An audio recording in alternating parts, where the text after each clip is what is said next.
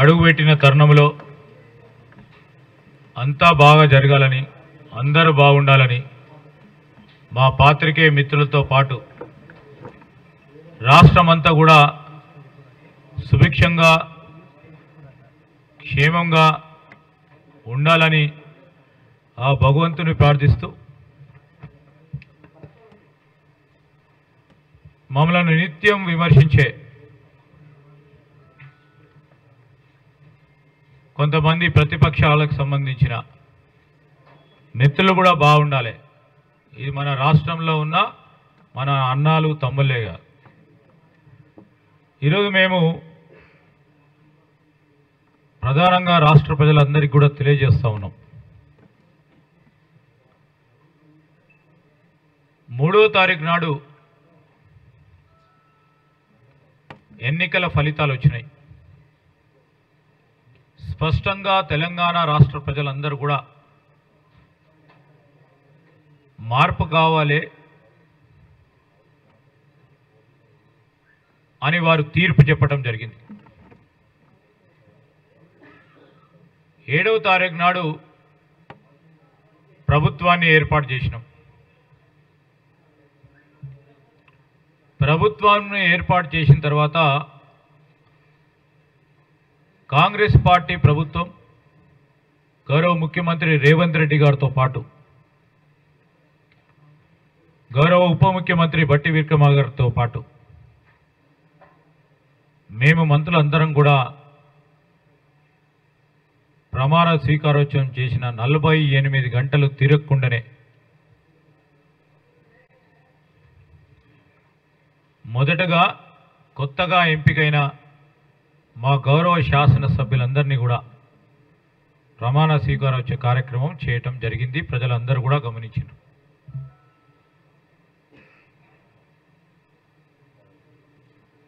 మీరు 2018లో TRS party ప్రభుత్వం ఏర్పడ్డ తర్వాత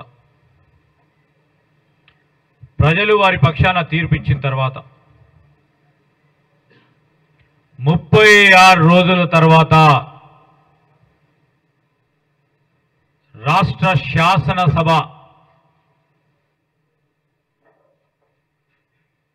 సమావేశాలు వారు పెట్టడం జరిగింది.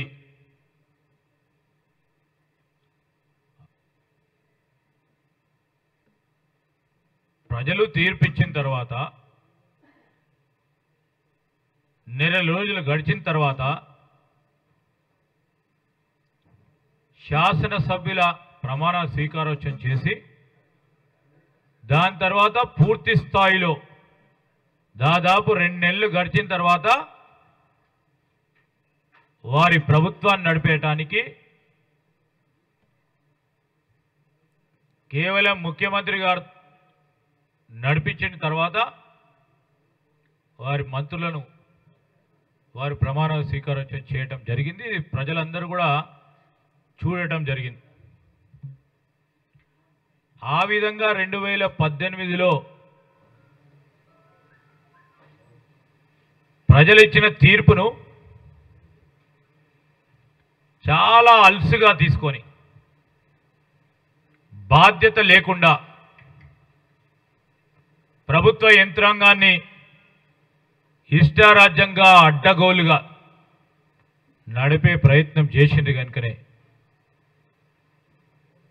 ఈరోజు ప్రజలు కాంగ్రెస్ పార్టీ ద్వారానే పేదవారికి, సామాన్య ప్రజానికానికి, ఉద్యోగస్తులందరికీ మేలు జరుగుతుందని తీర్పునిచ్చిండ్రు. ఆ తీర్పును గౌరవిస్తూ ప్రభుత్వం ఏర్పాటైన 48 గంటల్లోనే మేం ప్రజలకిచ్చిన వాగ్దానాల్లో ఈరోజు 6 గ్యారంటీలలో ప్రధానంగా ఉన్న అంశాలని ప్రజల ముందట పెట్టాం, అమలు పరుస్తూ ఉన్నాం.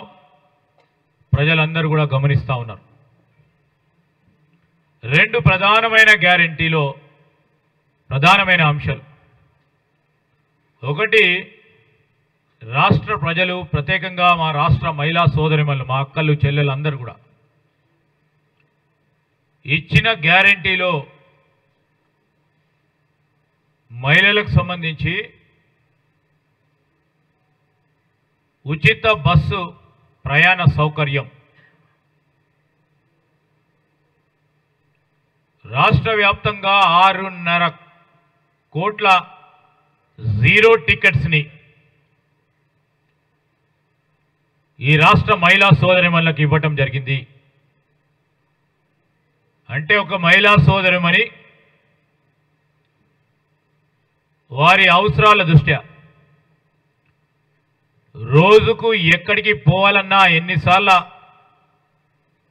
బస్సు సౌకర్యాన్ని ఉపయోగించుకొని ఒక్క మహిళా సోదరిమణి 4 సార్లనో 5 సార్లనో స్వేచ్ఛాయుతమైన వాతావరణంలో వారి అవసరాలను తీర్చడానికి అనేక సందర్భాల్లో ఇది నా బస్సు, ఫ్రీ బస్సు ప్రయాణం కల్పిస్తూ ఉంది కాంగ్రెస్ పార్టీ అనే ఒక వాతావరణం కల్పించి 6.5 కోట్ల జీరో టికెట్స్ ఇవ్వటం జరిగింది. రాజీవ్ ఆరోగ్యశ్రీ కింద 5 లక్షల నుంచి 10 లక్షల రూపాయల వరకు రాజీవ్ ఆరోగ్యశ్రీ పరిమితిని పెంచి పేదవారికి సంబంధించిన ప్రజా ఆరోగ్యం, వైద్య సహాయం బాధ్యతలో భాగంగా తెలంగాణ రాష్ట్రం ఏర్పడ్డ తర్వాత 10 సంవత్సరాల నుంచి ప్రజా ఆరోగ్యాన్ని నిర్లక్ష్యం చేసిన టీఆర్ఎస్ పార్టీ ప్రభుత్వం వైఖరి పట్ల ఏ విధంగా ప్రజా ఆరోగ్యం పేద ప్రజలకు సంబంధించిన అంశాన్ని దృష్టిలో పెట్టుకొని 10 లక్షల రూపాయల వరకు రాజీవ్ ఆరోగ్యశ్రీ లిమిట్స్ను పెంచడం, ప్రజలకు అందుబాటులో ఉంచడం జరగటం ఇది ప్రజలందరూ కూడా గమనిస్తూ ఉన్నారు. ఈరోజు టీఆర్ఎస్ నాయకులు ఏ విధంగా ఉంది వారి పరిస్థితి అంటే, నవ్వి పొదురు గానక నాకేము సిగ్గు అన్నట్టు వారి వ్యవహార శైలి ఉంది. మేమందరం సుదీర్ఘ రాజకీయ జీవితాల్లో ఉండి ప్రజాప్రతినిధులుగా ఉండి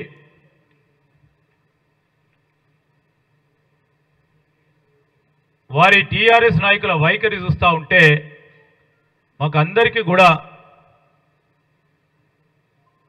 వారిపైన జాలేస్తోంది, సిగ్గు అనిపిస్తూ ఉంది. ఈరోజు టీఆర్ఎస్ నాయకుల వ్యవహారం ఏ విధంగా ఉందంటే, 10 సంవత్సరాలు కాదు, ఈరోజు అధికారం వారి సొంతంగా ఇంకెవరు ఈ రాష్ట్రాన్ని పాలించొద్దు అని నియంతృత్వ ధోరణి ఈనాటి వరకు కూడా ఓడిపోయినా వారి వ్యవహార ధోరణిలో ఏమాత్రం మార్పు రాలేదని స్పష్టంగా కనబడుతోంది.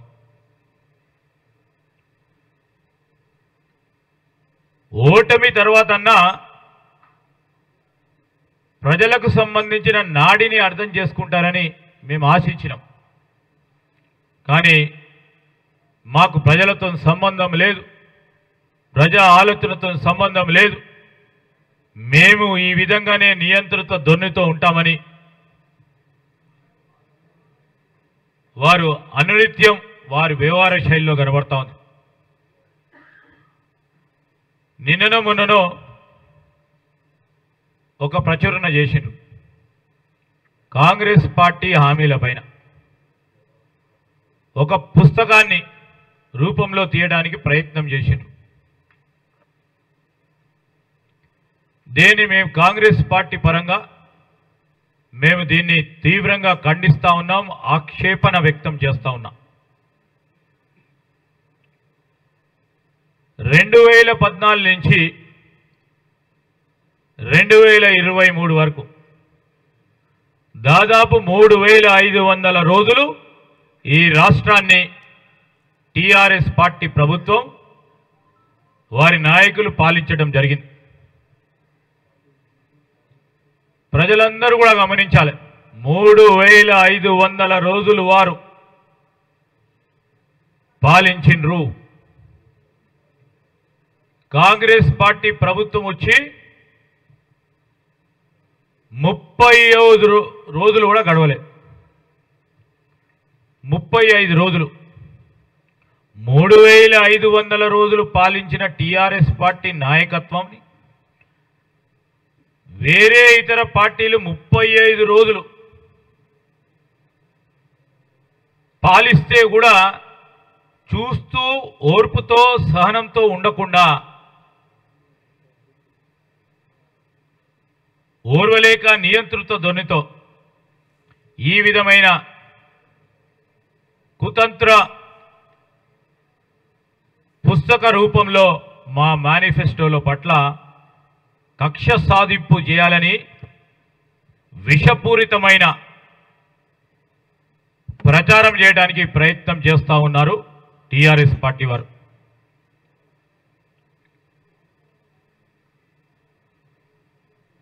ముప్పై 35 రోజులు ఫలితాలు వస్తే 25 రోజులు కాలే పరిపాలన మొదలై. మేము అడుగుతా ఉన్నాం, ఎందుకయ్యా ఈ గొగ్గోలు, ఎందుకు ఈ తొందరపాటు? ప్రజలకిచ్చిన వాగ్దానాలు, ప్రజలకిచ్చిన గ్యారంటీలో ప్రజలు కోరుతా ఉన్న మార్పులో మేము ఒకటి తర్వాత ఒకటి ప్రజలకిచ్చిన వాగ్దానాలు పూరించుకునే కార్యక్రమం జరుగుతూ ఉంది. అనేక సందర్భాల్లో చెప్పినాం, మీ సమాలోచనలు ఉంటే, మీ దగ్గర ఇంకా మంచి ఆలోచన ఉంటే ఈ రాష్ట్రాన్ని అగ్రగామి రాష్ట్రంలో ఉంచాలనే ఆలోచనతోనే మేము అనేక సందర్భాల్లో చెప్పినాం. పెద్ద హృదయంతో ముఖ్యమంత్రి గారు కూడా చెప్పారు, పూర్వపు ప్రభుత్వాలు ఏదైనా మంచి విధానపరమైన నిర్ణయాలు తీసుకొని ఈ రాష్ట్ర ప్రగతికి దోహదపడ్డాయో దాన్ని ఇంకా రెట్టింపు చురుకతో ముందుకెళ్తామని చెప్పారు, ఒక పాజిటివ్ దృక్పథంతో. అయినా కానీ వారికి వినబడతలేదు. ప్రజలు మాకు 5 ఏళ్ల పాటు మరి పాలన చేయాలి అని మాకు తీర్పిచ్చిండ్రు.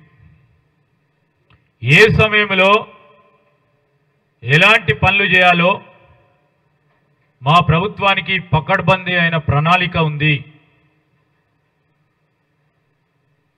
ఈరోజు మీరు టిఆర్ఎస్లో భవన్లో కూర్చొని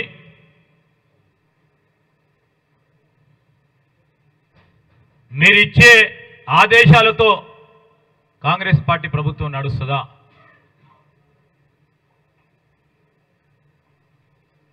ఈరోజు మీరే చూస్తూ ఉన్నారు. మీరు వెళ్ళమని కోరుతా ఉన్నా, ప్రజల వద్దకు వెళ్ళండి. మహిళా సోదరుమణులు బస్సు ప్రయాణం చేస్తూ ఉంటే వారిలో కూర్చొని మాట్లాడండి. ఏ విధంగా వారు సంతోషంగా ఉన్నారో, వారి ముఖాల్లో ఏ విధంగా చిరునవ్వు కనబడతా ఉందో ఒకసారి మీరు పోయి మేము ప్రవేశపెట్టిన ఉచిత బస్సు రవాణా సౌకర్యం గురించి అడగండి. ఆ అక్కలు చెల్లెలు వారు సమాధానం చెప్తారు. ఆ సమాధానం వినండి, మాట్లాడండి. ఇంకేమైనా మీరు ఇప్పటికైనా మీలో మీ ఆలోచనలతో మార్పు తెచ్చి ఆ మహిళా సోదరులకు ఇంకేం చేయాలని చెప్తే మేము స్వీకరించడానికి ముందున్నామని మేము చెప్పడం కూడా జరిగింది. మీరందరూ చూసిరు, తెలంగాణ ప్రజలకు సంబంధించిన ప్రజా పరిపాలన అంటే ఏ విధంగా ఉంటుందో మీరు చూస్తూ ఉన్నారు.